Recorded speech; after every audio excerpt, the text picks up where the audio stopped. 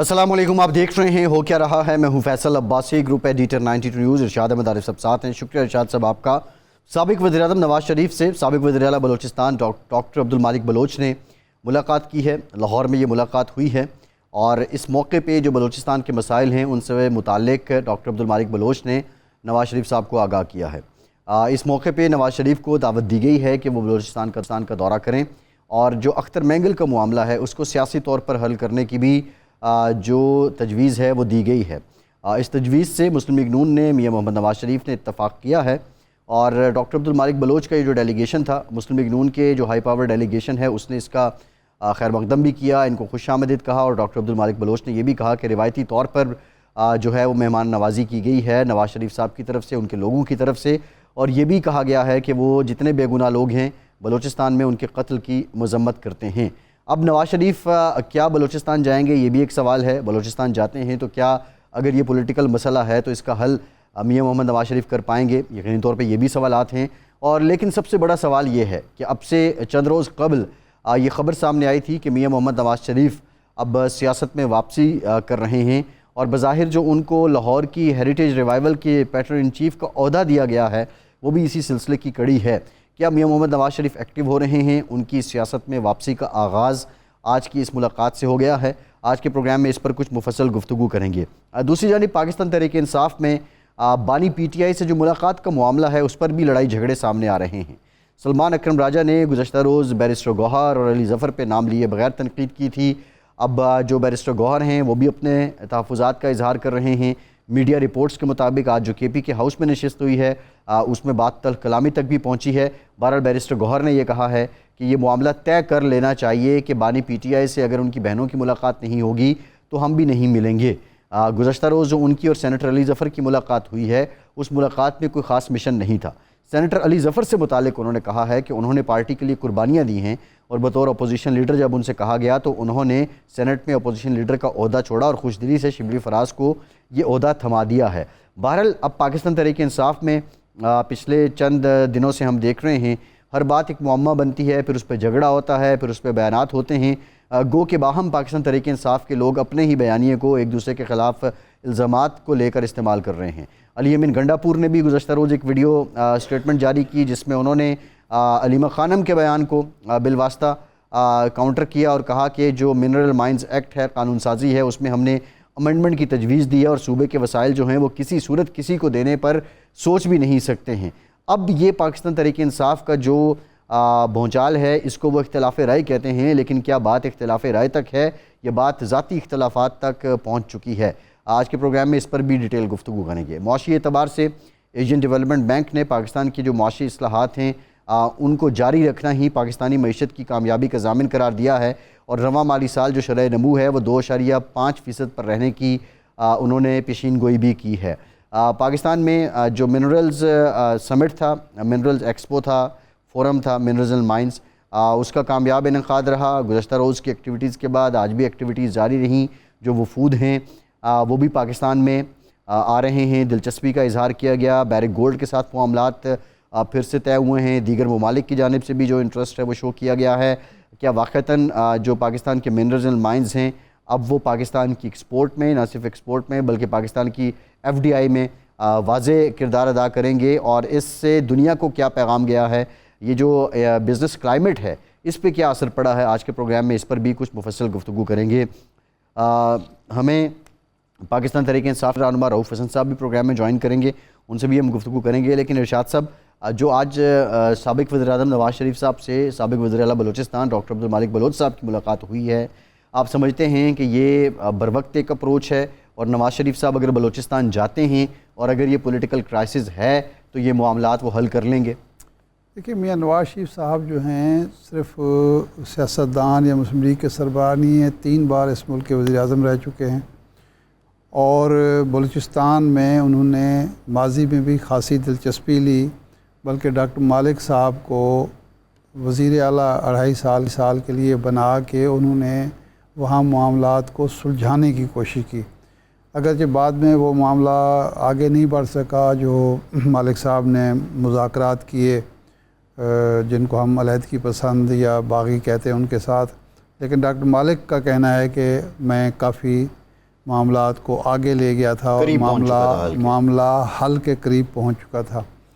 اب میاں صاحب کو اول تو خود ہی یہ کردار ادا کرنا چاہیے تھا، خود اس معاملے میں ان کی مرکز میں بھی حکومت ہے، پنجاب میں بھی حکومت ہے، پنجاب کا شناختی کارڈ لکھنے والے لوگ وہاں بیچارے قتل ہو رہے ہیں، ذبح ہو رہے ہیں، تو ان کا فرض بنتا تھا ایک پنجاب سے تعلق کی بنیاد پر بھی، مسلم لیگ کے سربراہ کے طور پر بھی، وزیر اعظم کے بھائی اور وزیر اعلیٰ پنجاب کے والد کی حیثیت سے۔ لیکن چلو دیر آیا درست آیا، تو انہوں نے کچھ نہیں کیا، گھر بیٹھے رہے۔ تو اب عبد المالک بلوچ صاحب اگر ان سے ملے ہیں اور وہ اس کے لیے تیار ہو گئے ہیں، تو میرے خیال ہے ان کو دیر نہیں کرنی چاہیے اور بلوچستان خود جا کے بیٹھ جانا چاہیے۔ ان کی بات سنی جاتی ہے، ان کی بات مانی جاتی ہے، احترام ہے ان کا۔ میرے خیال ہے محمود اجکزئی صاحب اور اختر مینگل صاحب بھی ان کے بات سنیں گے، اور حکومت پر اور حکومت کے جن لوگوں پر اداروں پر اعتراضات ہیں وہ بھی ختم کرنے کی پوزیشن میں ہیں۔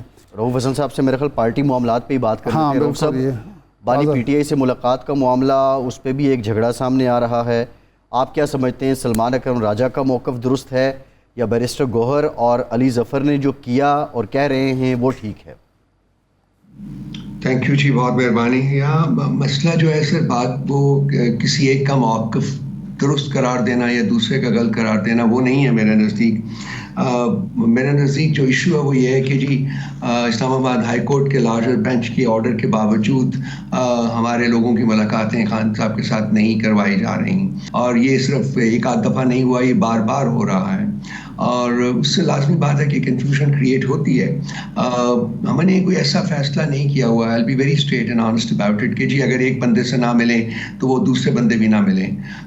تو گور صاحب کی جو اسٹیٹمنٹ آج کی اس میں بھی صداقت ہے، اور کل جب علیمہ صاحبہ کو نہیں جانے دیا گیا تو ان کی بہنوں نے پوزیشن لی کہ جی ہم بھی نہیں جائیں گی اگر ان کو نہیں جانے دیا گیا۔ اس سے پھر جو سچویشن کریٹ ہوئی، جس طریقے سے ان کو ورچولی وہاں سے اٹھایا گیا اور جس طریقے سے رات کے اندھیرے میں ان کو موٹر وے کے اوپر ورچولی پھینک دیا گیا، وہ بھی ایک انسانیت سوز سانیہ ہے جو انہوں نے کیا ہے۔ لیکن یہ صرف اور صرف مسئلہ ایک ہی طریقے سے حل ہو سکتا ہے کہ جو اسلام آباد ہائی کورٹ نے جو ایس او پیز سیٹل کیے ہیں ان کے مطابق ہمارے لوگوں کی ملاقات کی جائے، اور اسی جو ڈسیشن میں، اسی آرڈر میں یہ بھی موجود ہے کہ جو لوگوں سے ملاقات کی جو ڈسکشن ہے وہ خان صاحب کی ہے، وہ پی ٹی آئی کی ہے، وہ جیل انتظامیہ کی نہیں ہے یا حکومت کی نہیں ہے۔ سو ان تمام چیزوں کی جو ہے وہ بلیٹنٹلی خلاف ورزی کی جا رہی ہے، جس کی وجہ سے یہ سچویشن کریٹ ہو رہی ہے۔ نہیں رؤوف صاحب، یہ تو اس میں کوئی شک نہیں ہے کہ ملاقات نہ کرانا، عدالتی حکم کی تعمیل نہ کرنا، یہ جو حکام کی زیادتی ہے یا گورنمنٹ کی زیادتی ہے، اور کل تو یہ تماشا جو ہوا بالکل نہیں ہونا چاہیے تھا۔ اگر دو بہنیں مل رہی ہیں اور علیمہ خان کو نہ ملنے دینا جو ہے، اس کی کوئی جواز نظر نہیں آتا، کوئی لاجک نہیں ہے، کوئی منطق نظر نہیں آتی۔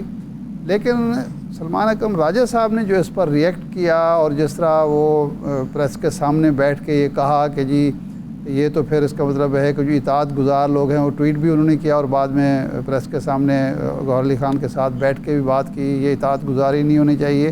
یہ شکوک و شبہات لیڈرشپ کے درمیان، یہ ایک تو کارکنوں کا ہوتا ہے، معاملہ ہوتا ہے، لیکن اگر چیئرمین اور سیکرٹری جنرل ایک پارلیمانی لیڈر جو آپ کا ہے اس کے درمیان بھی اس حد تک ٹرسٹ ڈیفیسٹ ہے، تو اس کی کیا وجہ ہے؟ کیا عام طور پر میڈیا پر ڈال دیا جاتا ہے کہ جی آپ اختلافات کو بڑھا چڑھا کے پیش کرتے ہیں، لیکن اس میں تو میڈیا کا کوئی کردار نہیں ہے۔ اس قدر بد مزگی سمجھنا چاہیے یا مس ٹرسٹ جو ہے، اس کی وجہ کیا ہے؟ بد اعتمادی کی وجہ کیا ہے؟ دیکھیے، وہ میرا خیال ہے گور صاحب نے ابھی اپنی اسٹیٹمنٹ میں اس کو، ان کے تمام جو اسپیکٹس ہیں اس کے اوپر بات کی ہے۔ یہ بات اپنی جگہ درست ہے کہ کوئی ایسا فیصلہ نہیں ہوا تھا کہ اگر ایک شخص کو نہیں ملنے دیا جاتا یا دو اشخاص کو نہیں ملنے دیا جاتا تو باقی لوگ بھی نہیں جائیں گے۔ اور اس کے علاوہ علی ظفر صاحب نے بھی اپنی پوزیشن بالکل واضح کر دی ہے۔ اطاعت گزاری کا لفظ جو ہے وہ استعمال نہیں ہونا چاہیے تھا، میرا نہیں خیال کہ یہ اس کی کوئی ریلیونس ہے، لیکن معاملہ وہ حل ہو جائے گا۔ لیکن امپورٹنٹ چیز جو ہے نا سر، وہ وہی ہے کہ مطلب کوئی وجہ نظر نہیں آتی۔ آپ نے کہا جی کہ آپ کو اس کا کوئی لاجک نظر نہیں آتا، مجھے لاجک نظر آتا ہے جی۔ دیکھیے لاجک یہ ہے کہ خان صاحب کو آئسولیٹ کرنے کی کوشش کی جا رہی ہے، اور اس کا جو ایک میکنزم انہوں نے طے کیا ہے وہ یہ ہے کہ خان صاحب کی ملاقات ان کے سیاسی جو قائدین ہیں ان کے ساتھ نہ کی جائے تاکہ پولیٹیکل کانٹیکٹ نہ ہوگا. دیکھیے جب میں قید میں تھا اور اس کے بعد میں جب بیل آؤٹ ہوا تو میری جب ملاقات خان صاحب کے ساتھ ہوئی تھی وچ از مور دین 30 weeks ago، تو انہوں نے مجھے اندر بھیجنے سے پہلے کہا تھا، میں تھا، عمر صاحب تھے اور شبلی صاحب تھے، تو ہمیں خان صاحب جیل کے اندر مطلب جب اندرونی دروازے کے اوپر جاتے ہیں آپ وہاں جہاں اس کے بعد پھر خان صاحب کے کمرے میں جاتے ہیں، تو انہوں نے کہا تھا جی کہ آپ خان صاحب کے ساتھ کوئی سیاسی گفتگو نہیں کریں گے، جس کے اوپر عمر صاحب نے ان کو ٹیک آن کیا اور انہوں نے کہا جی کہ یہ تو ہو نہیں سکتا. میں نے بھی کہا جی کہ ہم نے پھر اگر سیاسی گفتگو نہیں کرنی خان صاحب کے ساتھ، ہم سیاسی لوگ ہیں، تو پھر ان کے ساتھ کیا ہم بات کریں گے، دال چینی کا بھاؤ پتہ کریں گے، کیا کریں گے. لیکن انہوں نے کہا جی کہ یہ ہمیں انسٹرکشنز ہیں ان کے ساتھ سیاسی گفتگو. سو عمر صاحب اور شبلی صاحب واپس ہو گئے تھے، اور میں چونکہ کافی دیر پہلے بھی نہیں ملاقات ہوئی تھی، میں جیل سے ابھی بیل آؤٹ ہوا تھا، تو میں پھر جا کے ملاقات کی اور ہم لوگوں نے بات کی جو بھی ایڈمنسٹریٹو معاملات یا باقی سب معاملات. That was my last meeting with Khan صاحب. اور جب میں باہر آیا تو انہوں نے کہا جی کہ ہم نے آپ کو کہا تھا کہ آپ سیاسی گفتگو نہ کریں، اور آپ نے سیاسی گفتگو کی ہے. سو بڑا جو ریشنل ہے شاد بھائی وہ بڑا بالکل کلیئر ہے کہ خان صاحب کو پولیٹیکلی ڈسکنیکٹ کیا جائے اپنی لیڈرشپ سے.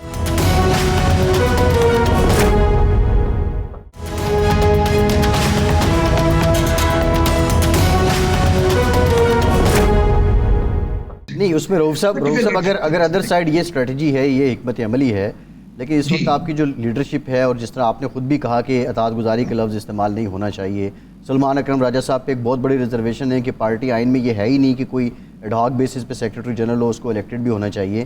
آپ نہیں سمجھتے کہ اس وقت غلطی پارٹی لیڈرشپ کی طرف سے یہ ہو رہی ہے کہ آپ کا برتاؤ اس اسٹریٹجی کو ڈیفیوز کرنے میں ناکام ہو رہا ہے اور ہائی لائٹ کرنے میں بھی ناکام ہو رہا ہے، اور آپ اپنی ہی صفائیاں دے رہے ہیں سبھی جو آپ کی لیڈرشپ ہے اس وقت؟ دیکھیے ہم کس طریقے سے ہائی لائٹ کر سکتے ہیں شاید وجہ سے مجھے بتائیے گا. دیکھیے ہمارے پاس کیا وہ فورمز ہیں جن کا ہم استعمال کر سکتے ہیں. ہم لوگ پارلیمنٹ میں ہیں، عدلیہ میں بیٹھے ہوئے ہیں، ہم نے کنٹمپٹ پٹیشن موو کر دی ہے، اور یہاں جو نہیں ہوا اس کو ہم نے میڈیا کے اوپر ہائی لائٹ کیا ہے. کل پریس کانفرنس کی گئی ہے اسپیشلی، اور ہم کو ہاتھوں میں پتھر لے کے یا گنے لے کے تو نکل نہیں سکتے ہیں. اب ایک اگر اس طرف سے بے شرمی کی انتہا ہے اور ناانصافی کی انتہا ہے، غیر آئینی غیر قانونی بیہیویئر کی انتہا ہے، تو ہمارے پاس کیا آپشن نکلتے ہیں؟ اب میں آپ کی بات سے میں اس کو انڈرسٹینڈ کر رہا ہوں، میں سمجھ رہا ہوں آپ کیا کہنا چاہتے ہیں، لیکن ہمارے پاس ہمارے ہاتھ بندھے ہوئے ہیں، لمیٹڈ آپشنز ہیں ہمارے پاس جن کا ہم استعمال تو کر رہے ہیں.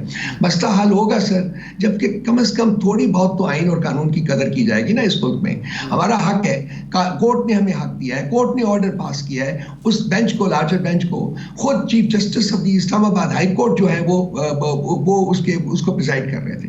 اس کے باوجود ایک دفعہ بھی 3 ہفتے ہو گئے ہیں اس آرڈر کو اس کے اوپر عمل نہیں ہوا، اور اب یہ ہے کہ فردر جو ایشوز ہیں وہ کریٹ کیے جا رہے ہیں. تو میرا خیال ہے کہ تھوڑا سا معاشرے کا پریشر بھی آنا چاہیے. میرا خیال میڈیا کا بھی ایک رول بنتا ہے یہاں کہ یہ مطلب اگر ایک اتنی لاقانونیت، اتنی غیر آئینی رویے جو ہیں وہ آپ ملک کو کس طرف دھکیلیں گے؟ چلیے ہم تو جو کر رہے ہیں 3 سال سے ہمارے اوپر جو بیت رہی ہے وہ بیت رہی ہے، چلے ٹھیک ہے، لیکن رؤوف صاحب جیل حکام نے کل ملاقات کرائی اور بہنوں میں سے 2 کو جانے کی اجازت ملی، وہ خود نہیں گئیں. اگر وہ چاہتے ہوں کہ ان کا کوئی رابطہ عوام کے ساتھ جو ہے وہ نہ ہو، تو پھر گوہر علی خان پارٹی کے ہیڈ ہیں، چیئرمین ہیں، ان کو جانے دیا. بیرسٹر علی ظفر صاحب جو ہیں پارلیمان لیڈر ہیں سینٹ میں، ان کو جانے دیا. 2 بہنوں کو جانے دیا، تو رابطہ تو ان کے تھرو عوام سے اور آپ کے کارکنوں سے ہو گیا. تو اس کا مطلب ہے وہ تو پھر مطلب نہ ہوا. یہ کیا وجہ ہے کہ سلمان اکرم راجہ کو نہیں جانے دیا جاتا اور علی ظفر صاحب کو اور گوہر علی خان کو جانے دیا جاتا ہے؟ اس میں کیا منطق آپ کو نظر آتی ہے؟ دیکھیے جی کل ملاقات تھی لائرز کی سر، دیکھ رہے ہیں نا آپ سر، وہ والدین اب یہ پک اینڈ چوز تو کر رہے ہیں نا، وہ پارٹی میں ڈویژن کریٹ کرنے کی. جو میں ایشو ریز کرنے کی کوشش کر رہا ہوں ارشاد بھائی، وہ یہ ہے کہ جو سیاسی ہمارے لیڈرشپ ہے جو کہ جمعرات کو میٹنگ ہوتی ہے وچ از ٹمارو، ان کو انہوں نے 2 ہفتے گزرنے کے باوجود اسلام آباد ہائی کورٹ کے آرڈر کے بعد کوئی ملاقات نہیں کرائی، کسی کی بھی ملاقات نہیں کرائی. اب ہم دیکھتے ہیں کہ کل کیا ہوگا، کیا کسی سیاسی لیڈر کی ملاقات ہونے دیتے ہیں کہ نہیں دیتے ہیں.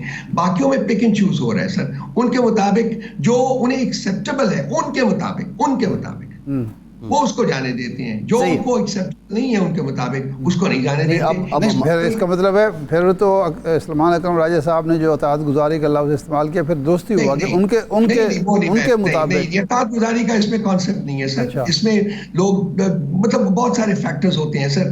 بیسک جو آبجیکٹو ہے وہ ہے کہ جی ایک driving a wage of division veg in the party میں ڈویژن کریٹ ہونی چاہیے. آپ کا یہ کہنا درست ہے کہ ہمیں شاید اس مسئلے کو زیادہ سیکاسٹی کے ساتھ ٹیکل کرنا پڑے گا کہ اس کو کس طریقے سے ہم اوور کم کر سکتے ہیں, کیونکہ ان کے رویے میں کسی قسم کی تبدیلی جو ہے وہ ایسا نہیں لگتا کہ مجھے آنے والی ہے. اچھا, کل آپ کے کارکنوں کو ایک شکایت یہ بھی ہوئی اور جو سوشل میڈیا پہ ہمیں دیکھنے کو ملی کہ جب علیمہ خان نے اعلان کیا کہ جی ہمیں اگر ملنے نہیں دیا جاتا تو ہم تو بیٹھے ہیں, ہم تو نہیں جائیں گے, میاں اظہر جیسے لوگ بیچارہ بزرگ آدمی ہے وہ وہاں موجود تھا اور لوگ بھی موجود تھے, لیکن عمر ایوب خان اور دوسرے جو لوگ تھے وہ آئے, پریس کانفرنس میڈیا ٹاک کیے, اس کے بعد آرام سے چلے گئے اور وہ کارکن لاٹھیاں کھاتے رہے. اور جب تینوں بہنیں گرفتار ہو گئیں تو ان کے ساتھ بھی صاحبزادہ حامد رضا تھے یا 2-3 اور لوگ تھے, باقی لوگ گھروں کو جا چکے تھے یا چلے گئے تھے.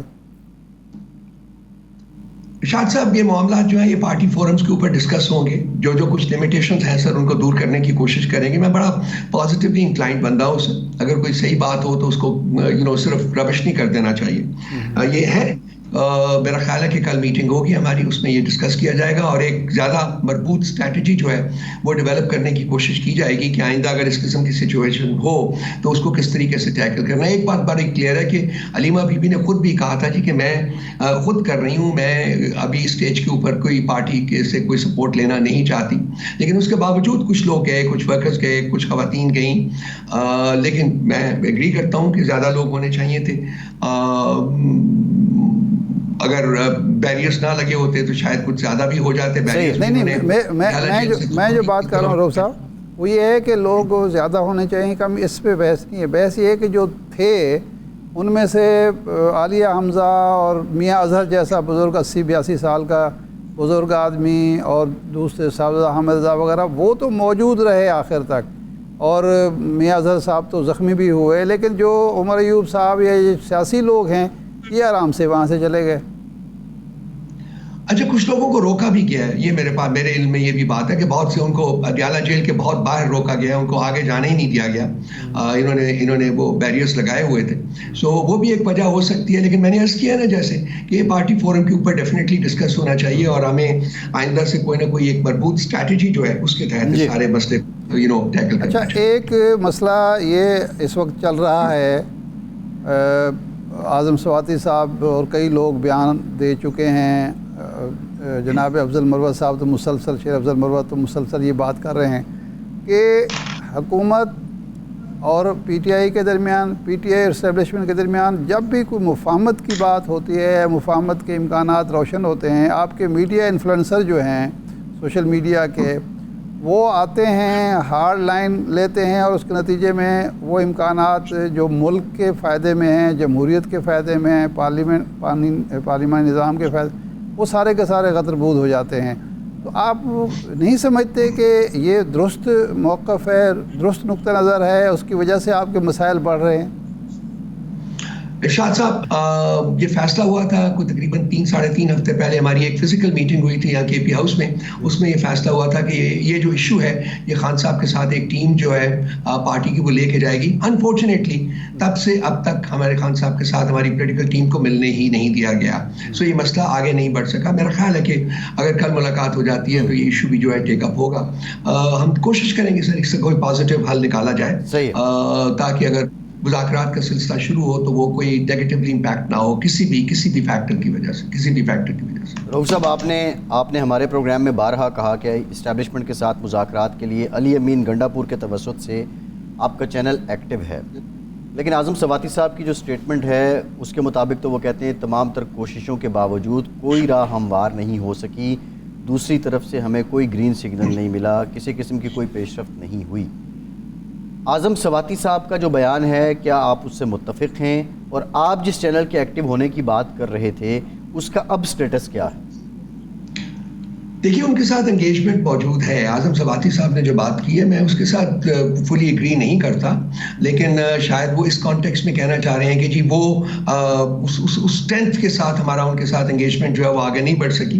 तो वहाँ शायद मैं एग्री करूँ, लेकिन उनके साथ एंगेजमेंट तो ऑन गोइंग एक चीज़ है। हमारे पास सूबाई हुकूमत है KP की, वो देखिए उस सिलसिले में भी उनके साथ मुलाकात रहती है, उनके साथ बातचीत रहती है, जो सूबे के मसाइल हैं वो डिस्कस होते रहते हैं, सारा कुछ होता है। तो एंगेजमेंट एक ऑन गोइंग थिंग है। अब उस एंगेजमेंट को किसी एग्रीमेंट में जो चैलेंज है वो ये है कि उस एंगेजमेंट को हमने एक एग्रीमेंट की तरफ बढ़ाने की कोशिश करनी है, उसके ऊपर काम हो रहा है। उस सिलसिले में आज़म सवाती साहब को भी एक रिस्पॉन्सिबिलिटी दी गई है, जिसका इजहार उन्होंने खुद भी अपनी प्रेस कॉन्फ्रेंस में किया है, और फिर अलीमीन गंडापुर जैसे लोग वो भी काम कर रहे हैं, वो सब लोग कर रहे हैं। और अगर और भी कोई, मुझे नहीं पता कि कोई और भी है जिसके ज़ाती कोई कॉन्टेक्ट्स हैं, वो भी शायद कोशिश कर रहा हो।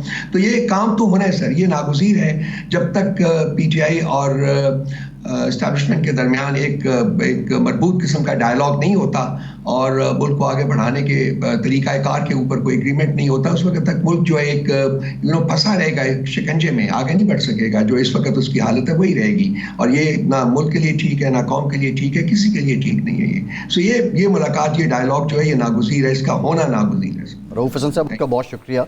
एक ब्रेक के बाद वापस आते हैं।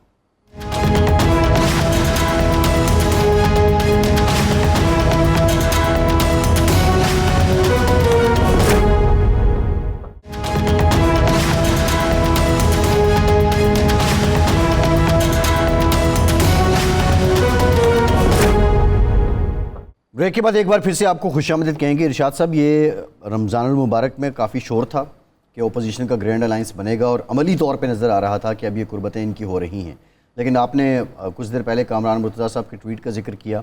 आज की डेवलपमेंट ये है कि जमात इस्लामी भी उस ओपोजिशन अलाइंस में शामिल होना चाहती थी, लेकिन आज अमीर जमात इस्लामी नईमुर रहमान साहब और उनके साथ बड़ा हाई पावर डेलीगेशन था, वफ़द था, उसने वज़ीर-ए-आज़म पाकिस्तान से मुलाकात की है और बिजली की कीमतें कम करने पे उनका शुक्रिया अदा किया है।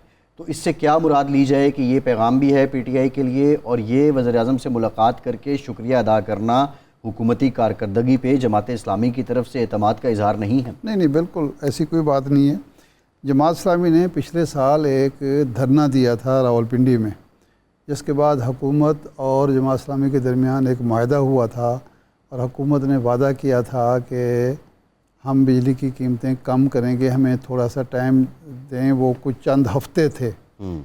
अब वो चंद हफ्तों में तो खैर वादा पूरा नहीं हुआ, और जमात इस्लामी बेचारे कुछ दोबारा फिर वो कोई तहरीक चला भी नहीं सके।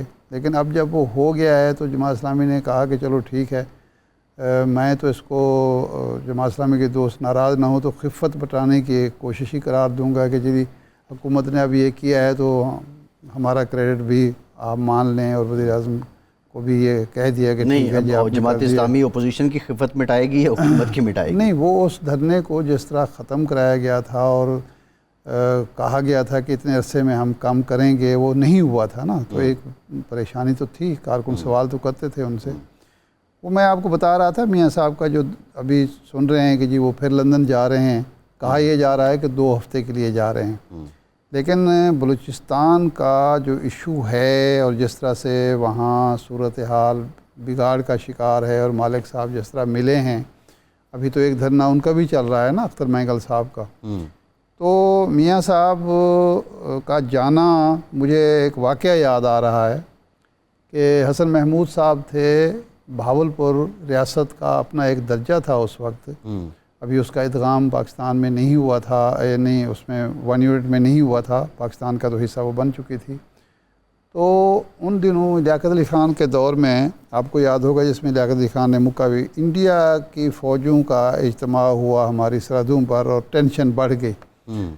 तो हसन महमूद साहब ने एक बयान दिया, उन्होंने कहा कि जी हम डट कर भारत के अज़ाइम का और जारहियत का मुकाबला करेंगे।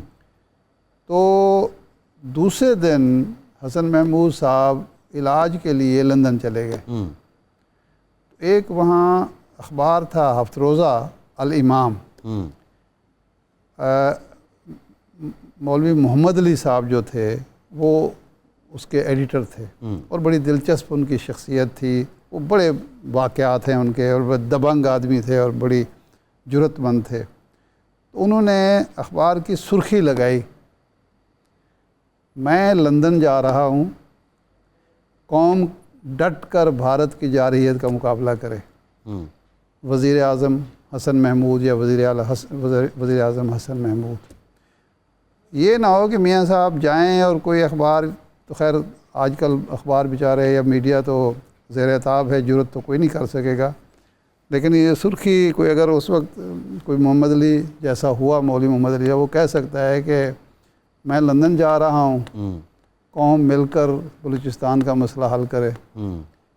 میاں صاحب کو میرا خیال ہے لندن کا دورہ، لندن سے پہلے بلوچستان کا دورہ کرنا چاہیے، بلوچستان کا دورہ کرنا چاہیے، جہاں اتنا عرصہ وہ نہیں گئے، تو اب ایک ہفتہ اگر وہ مزید نکال لیں اور ایک ہفتے کے لیے وہ کوئٹہ جا کے بیٹھ جائیں اور وہاں تمام فریقوں سے ملیں، اپنے ان کے ذہن میں جو ہے اس کا حل ہے وہ حکومت کے سامنے بھی کوئی منصوبہ پیش کریں، اور حکومت کے جو آیان و انصار ہیں، اعضاء و جوارح ہیں، میں اس طرح کے الفاظ استعمال کر کے ہی اپنی بچت کر سکتا ہوں، ان کے سامنے بھی پیش کریں، اور باقی جو سٹیک ہولڈر ہیں ان کو بھی بتائیں کہ جی اس ملک کی سلامتی ہی بلوچستان کی سلامتی ہے، اس ملک کی ترقی ہی بلوچستان کی ترقی ہے، اور بلوچستان کے عوام اور پاکستان کے عوام ایک ہی رنگ نسل سے تعلق رکھتے ہیں اور وہ پاکستانی ہیں، تو اس لیے اگر وہ یہ کام کر لیں تو یہ زیادہ مناسب ہوگا۔ شاہ صاحب یہ تو آپ نے بڑی جو سین تجویز ہے وہ آپ نے رکھی ہے، لیکن میرا سوال یہ ہے کہ میاں صاحب پہ بہت زیادہ ان کی پارٹی کے لوگ بھی یہ سوال اٹھاتے تھے کہ وہ کیوں چپ ہو گئے ہیں، مطلب ایک یہ بھی امپریشن آ رہا تھا کہ شاید وہ گوشہ نشین ہو گئے ہیں۔ اب یہ جو ایکٹیویٹیز ہیں، 4 دن پہلے پارٹی کی طرف سے یہ خبر فلوٹ کی گئی کہ میاں صاحب ایکٹیو ہو رہے ہیں، مالک بلوچ صاحب کا آ جانا، ایک ہائی پاور ڈیلیگیشن کا، تقریباً اکابرین جو مسلم لیگ نون کے ہیں وہ وہاں پہ موجود تھے، کیا اب میاں محمد نواز شریف سیاست میں ان کی ری ایکٹیو ہو چکے ہیں، دوبارہ ان کی نہیں اگر دیکھیں نا یہ اگر دیکھیں سیاست میں تو آ چکے ہیں، ایم این اے وہ بن چکے ہیں، پارلیمنٹ کا وہ حصہ ہیں، پارٹی لیڈر ایک پارٹی لیڈر کے طور پر غیر فعال تھے، تو اب وہ فعال ہونا چاہتے ہیں، اور فعال ہونے کے لیے اگر وہ بلوچستان کے مسئلے کو حل کرنے پر آمادہ ہوتے ہیں تو یہ خوش آئند بات ہے۔ لیکن جو بات کل شاہد خاقان عباسی کر رہے تھے کہ ان کی مرکز میں بھی حکومت ہے، پنجاب میں بھی حکومت ہے، اس صورت میں کیا وہ خود ایسا رول اپنے لیے مناسب سمجھیں گے کہ وہ ایسی بات کریں جو حکومت کے موقف یا حکومت کی پالیسی سے قدرے ہٹ کر ہو؟ کیا وہ یہ افورڈ کرتے ہیں؟ یا یہ سمجھا جائے کہ حکومت اور نواز شریف صاحب دو الگ الگ آئیڈینٹیز ہیں، شناختیں ہیں؟ ایسا نہیں ہو سکتا۔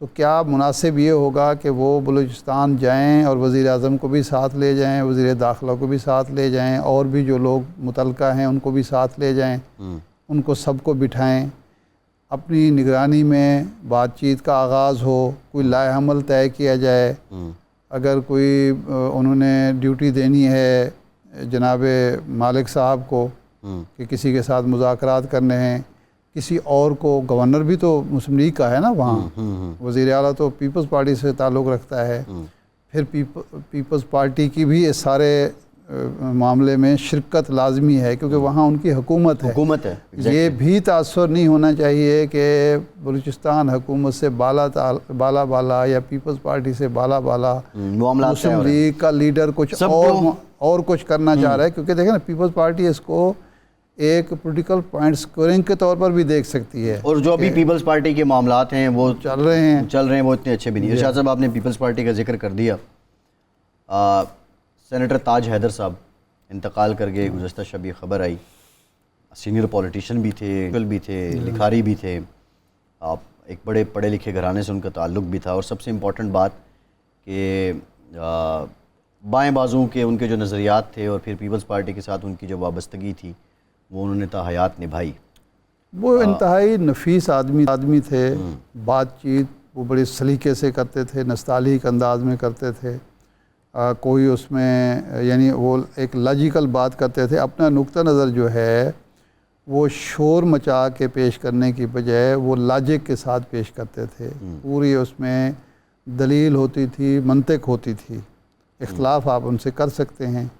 اپنا نقطہ نظر جو ہے وہ جو ایک وزادارانہ انداز ہمارے معاشرے کا تھا اس کے مطابق وہ پیش کرتے تھے. نہ یہ کہ کسی کی نہ توہین کرتے تھے, نہ تذلیل کرتے تھے, نہ خام خواہ کسی کو وہ ہدف تنقید بناتے تھے. اگر کسی پر تنقید بھی کرتے تھے تو وہ ایسے انداز میں مروت کے ساتھ, لحاظ کے ساتھ, اور جو ایک ہمارے معاشرے کی وزاداری ہے اس کے ساتھ کرتے تھے کہ اگلا بندہ جو ہے اس کو خوشی ہوتی تھی وہ تنقید سن کے, نہ یہ کہ وہ پریشان ہو یا شرمندہ ہو. تو بہت خوبیاں تھیں, عمر بھی تھی ان کی. بہرحال یہ پیپلز پارٹی کے لیے بھی لاس ہے, اور ہمارے ہاں سیاست کا بھی لاس ہے. ہم سیاست میں ایسے لوگ اب کم ہی رہ گئے ہیں جو ایک دانشورانہ انداز کی سیاست جو ہے وہ اب تو ہمارے ہاں یہ سارے تھڑے باز, میں تو کہوں گا, لفظ کہوں گا, زبان دراز قسم کے اور جھگڑالو قسم کے لوگ جو ہیں وہ سیاست پر حاوی ہوتے چلے جا رہے ہیں. جو بات کرتے ہیں تو دوسرے کی تذلیل زیادہ ان کے مد نظر ہوتی ہے, قائل کرنا کم ہوتا ہے. تو بہرحال ان کا دم غنیمت تھا. خدا غریق رحمت کرے اور اللہ رب العزت ان کے درجات بلند کرے, مغفرت فرمائے. آمین ثم آمین. ایک بریک لیتے ہیں, بریک پر آتے ہیں. کچھ جو ٹرمپ کے فیصلے ہیں اس کے بعد امریکہ میں جو کچھ ہوا ہے, بالخصوص ان کی جو معیشت میں اور سٹاک مارکیٹ میں اور دنیا بھر کی سٹاک میں جو کچھ ہو رہا ہے, اس پر بات کریں گے. اور پاکستان سے متعلق جو ایشین ڈیولپمنٹ بینک کی رپورٹ ہے اس پر بھی بات کریں گے. ہمیں سابق وزیر خزانہ ڈاکٹر سلمان شاہ صاحب جوائن کریں گے. ہمارے ساتھ رہیے.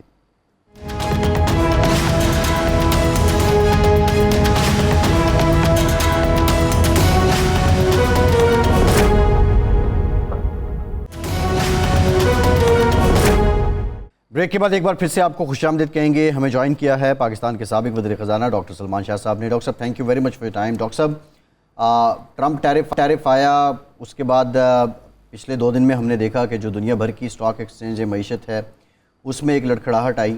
لیکن امریکہ میں جو کچھ ہوا اور جس طرح سرمایہ ڈوبا اور بڑے بڑے نامی گرامی جو سرمایہ دار ہیں ان کا سرمایہ ڈوب رہا ہے, کیا یہ سسٹینیبل ہے ٹرمپ کے لیے؟ باہر کے دنیا کے تو اور معاملات ہیں, لیکن ود ان امریکہ یہ پریشر ٹرمپ حکومت برداشت کر پائے گی اور یہ نارملائز ہو جائے گا کیا؟ دیکھیں, اگلے چند ماہ تو برداشت اس کو کرنا پڑے گا, کیونکہ اس کی جو سارا الیکشن کیمپین اور اس کے بعد جتنی بات چیت انہوں نے کی ہوئی ہے اس چیز پہ, اس سے تو یہ لگتا ہے کہ ٹرمپ ڈٹ جائے گا اور زیادہ اس کو نقصان کو برداشت کرے گا ان دی ہوپ کہ کچھ چیزیں اس کی طرف ہونی شروع ہو جائیں. سو آئی تھنک کہ اگلے چند ماہ میں تو یہ اسی طرح چلے گا, اور اوور آل اس کی پالیسی امریکہ کے لیے فیوریبل تو نہیں ہے. تمام اکنامک جو گروز ہیں وہ سب سمجھتے ہیں کہ یہ جو جنگ ہے تجارت کی, یہ کوئی جیتتا نہیں ہے, اس میں سارے ہی ہارتے ہیں to a certain extent. So I think کہ چین کے اوپر وہ بہت زیادہ لگا رہا ہے اور چین واپس امریکہ پہ لگا رہا ہے. تو الٹیمیٹلی 2 میجر اکنامک دنیا ابھر سکتی ہے اگر ٹرمپ اسی طرح چلتا رہا. ایک ہوگا جو امریکہ اور اس کے اتحادی ہوں گے تھوڑے بہت, اور دوسرا گلوبل آرڈر جو ہوگا وہ چائنا, یورپ اور باقی دنیا کا ہوگا, جو کہ تقریباً 80% اس وقت جو گلوبل جی ڈی پی ہے اس کا حصہ ہے. سو امریکہ کے لیے ایک قسم کی اس میں مجھے کوئی جیت تو نظر نہیں آتی. اوور آل ساری دنیا کی اکانومی جو ہے وہ شرنک کرے گی, اور وہ جب شرنک کرے گی تو بہت سی چیزیں جو ہیں اس وقت جو ٹریڈ ہوتی ہیں اس میں بھی تبدیلی آئے گی. اور اس لحاظ سے اگر ہم دیکھیں کہ پاکستان کی اکانومی کے لیے کیا ہوگا, تو اوور آل تو خطرہ ہی ہے پاکستان کی اکانومی کے لیے کہ وہ بھی اس کی جو اکنامک انڈیکیٹرز ہیں پرٹیکولرلی ایکسپورٹس کے اور امپورٹس کے وہ چینج ضرور ہوں گے. سب سے پہلی بات پاکستان کے بارے میں ہمیں یہ پتہ ہونا چاہیے کہ ہم کوئی زیادہ ایکسپورٹ نہیں کرتے. ڈاکٹر صاحب ہماری جو ایکسپورٹس ہیں وہ ہماری جی ڈی پی کا 10% سے زیادہ حصہ نہیں ہے, تو وہ تو ہم نہیں کرتے, ایکسپورٹس نہیں کرتے. لیکن جو امریکہ میں ہمارا جو سرپلس ہے وہ تقریباً 3-4 بلین ڈالر کا ہے. تو اس کے اوپر میرے نظر میں وہ سرپلس ہم سسٹین کر پائیں گے. اس کی وجہ یہ ہے کہ باقی جو دنیا سے امپورٹ وہ کریں گے چیزیں, وہ جب مہنگی ہوں گی تو ہو سکتا ہے کہ پاکستان کی ایکسپورٹس میں کچھ اضافہ ہو جائے, کیونکہ پاکستان کی کوالٹی کچھ کم ہے اور پاکستان کی قیمت بہت کم. تو ایک سبسٹیٹیوشن افیکٹ ہوتا ہے کہ ایک ہائر کوالٹی پروڈکٹ اس سے آپ ایک لو کوالٹی پروڈکٹ پہ چلے جاتے ہیں. یہ اس طرح سے ہے جیسے اگر آپ جاپانی گاڑی ٹویوٹا خرید رہے ہیں تو وہ قیمت اگر بڑھ جائے گی تو ٹویوٹا کے بجائے اب آپ کورین گاڑی خرید لیں یا چائنیز گاڑی خرید لیں, لیکن گاڑی آپ ضرور خریدیں گے لیکن ایک کم قیمت کی, اور ہو سکتا ہے کچھ ہلکی کوالٹی کی گاڑی خرید لیں. تو اس طرح کا سبسٹیٹیوشن افیکٹ پاکستان کے فیور میں آ سکتا ہے. جی ڈاکٹر صاحب, امپورٹ کے جہاں تک تعلق ہے, ڈاکٹر صاحب قطع کلامی معاف, یہ پاکستان کی طرف آتے ہیں تھوڑا سا. امریکہ کی جو بات آپ نے فرمائی کہ چین جو ہے, یورپ اور چین, یہ کیا یورپ امریکہ سے بات چیت نہیں کرے گا اور چین کے نقش قدم پر چلے گا, وہ بھی ٹیکس لگائے گا؟ کیونکہ کینیڈا نے اعلان کیا لیکن ابھی تک اس نے کوئی ٹیکس ویکس لگایا نہیں ہے, وہ مذاکرات کر رہے ہیں, اور یورپی یونین نے بھی کہا ہے کہ جی ہم بھی مذاکرات کریں گے. تو کیا یہ ایک نیا بلاک تشکیل پا سکتا ہے, یا چین اکیلا رہ جائے گا, یا اس کے ساتھ صرف زیادہ سے زیادہ تائیوان اور ویتنام اور یہ ملک رہیں گے, اور یورپ بالآخر مذاکرات کر کے امریکہ کے ساتھ ہی کھڑا ہوگا؟ آئی تھنک یورپ نے مجھے لگتا ہے کہ وہ ڈیسائیڈ کر لیا ہے کہ وہ اب امریکہ سے انڈیپینڈنٹ اپنی اکانومی کو بھی کریں گے اور اپنے دفاع کو بھی کریں گے. اچھا. اور وہ جو نیٹو کے اوپر ان کا انحصار ہے وہ اس کو ذرا کم کریں گے اور اپنے ڈیفنس کے اخراجات وہ خاصے حد تک بڑھائیں گے تاکہ امریکہ کے اوپر انہیں ڈیپینڈ نہ کرنا پڑے. دوسری چیز یہ ہے کہ جہاں امریکہ کے ساتھ وہ تجارت کو کنٹینیو کرنے کی ضرور کوشش کریں گے, لیکن چین کے ساتھ اور باقی دنیا کے ساتھ وہ تجارت کو بہت آگے فروغ دیں گے, بہت بڑھائیں گے تاکہ وہ کسی کے بلیک میل نہ ہو سکیں. کیونکہ امریکہ کی جو پالیسیز ہیں اس میں ایک عنصر اگریسو عنصر ہے, ایک بلیک میل ہے, جو کوئی خود مختار ملک کے لیے وہ اس کو ایکسیپٹ کرنا بڑا مشکل ہے. سو آئی تھنک جو اس کا بائی پروڈکٹ ہوگا وہ یورپ اور چین کے درمیان اچھے ڈپلومیٹک تعلقات بھی ہوں گے. ان کا زمینی راستہ بھی اب چائنا نے پکا کر دیا ہے, اور چائنا کی ٹریڈ جو ہے یورپ سے وہ بڑی اچھی ہے. اور چائنا, ہمیں بھولنا نہیں چاہیے کہ چائنا کی اپنی مارکیٹ بہت بڑی ہے. ڈاکٹر صاحب یہ سوال یہ ہے, الٹیمیٹلی امریکہ بھی چاہے گا کہ چائنا کی مارکیٹ میں سے وہ باہر نہ ہو, کیونکہ چائنا کی مارکیٹ نے تو امریکہ کی مارکیٹ سے بھی بڑا ہو جانا چاہیے. ڈاکٹر صاحب تو الٹیمیٹلی دنیا کی جو تجارت ہے وہ چین کے ارد گرد گھومے گی, اور یورپ بھی اس کا ایک بہت بڑا حصہ ہوگا. اور ایک گلوبل ساؤتھ کی جو ہم بات کرتے ہیں جیسے پاکستان ہے, افریقہ ہے, باقی مڈل ایسٹ وغیرہ ہیں, وہ بھی آئی تھنک چائنا کے طرف زیادہ ان کا رجحان ہوگا کیونکہ وہاں پہ ان کے انٹرسٹ بن رہے ہیں. ڈاکٹر صاحب پاکستان, جی کیا آپ سمجھتے ہیں کہ اس وقت یہ جو ٹرمپ نے گیمکس کھیلا ہے اس سے پہلے رشیا اور یوکرین کے بیچ ساری مفاہمت کر کے رشیا کو مینیج کر کے اس نے چائنا کو اکنامکلی ہٹ کرنے کی کوشش کی ہے, یا رشیا ابھی بھی اس کا ٹلڈ، اس کی تمام تر جو جھکاؤ ہے وہ چائنا کی طرف ہے؟ دیکھیے رشیا چاہے گا کہ اس کے اوپر جو سینکشنز امریکہ نے لگائے ہوئے ہیں وہ ختم ہو جائیں، اور وہ اس کو لگ رہا ہے کہ وہ ختم بھی ہو جائیں گے، لیکن وہ چین کے ساتھ اس کی جو ایک اسٹریٹجک پارٹنرشپ بنتی جا رہی ہے اس سے وہ پیچھے نہیں ہٹے گا، کیونکہ روس کو فائدہ ہے کہ وہاں پہ امریکہ بھی کمپیٹ کرے اور چین بھی کمپیٹ کرے. جی سو آئی تھنک اس سارے سلسلے میں رشیا ایک بہت بڑا ونر ہوگا کہ وہ امریکہ سے سینکشنز بھی ختم کرا لے گا، امریکی انویسٹمنٹ بھی لے گا، امریکہ کو وہ ہو سکتا ہے ایکسپورٹس وغیرہ بھی کرے، لیکن ایٹ دا سیم ٹائم وہ چائنا کے ساتھ اپنے تعلقات جو ہیں اس کو خراب نہیں کرے گا امریکہ کی خاطر. سو آئی تھنک اس وقت امریکہ کی جو بھی پالیسی ہے یہ پالیسی ایک ڈکلائننگ پاور کی ہے، ایک وہ پاور جو پہلے ایک یونی پولر پاور تھی، اب اس کو ایک اور پاور نے چیلنج کیا ہے، اور وہ ابھرتی ہوئی پاور جو ہے وہ اس کو روکنا اب امپاسبل ہو چکا. اچھا تو ڈاکٹر آئی صاحب، تھنک کہ اس میں ہمیں بہت سی اپرچونٹیز بھی ملیں گی، بہت سے فائدے بھی ہوں گے، اور بہت سے نقصان بھی ہو سکتے ہیں اگر ہم نے غلط ڈیسیجنس کوئی لی. اچھا ڈاکٹر صاحب، اس وقت حکومت نے 2 اقدامات کیے، ایک تو شرح سود کم کی اور مزید کم کرنے کا ارادہ رکھتی ہے 8% 9% پہ لے آ کے، دوسرا بجلی کے نرخوں میں کمی کی، اور اب انٹرنیشنلی جو آئل کی پرائسز کم ہوئی ہیں اس بحران کی وجہ سے، وہ اگر ہوتی ہیں تو ظاہر ہے آئل پرائسز بھی پاکستان میں کچھ نہ کچھ کمی ہوگی.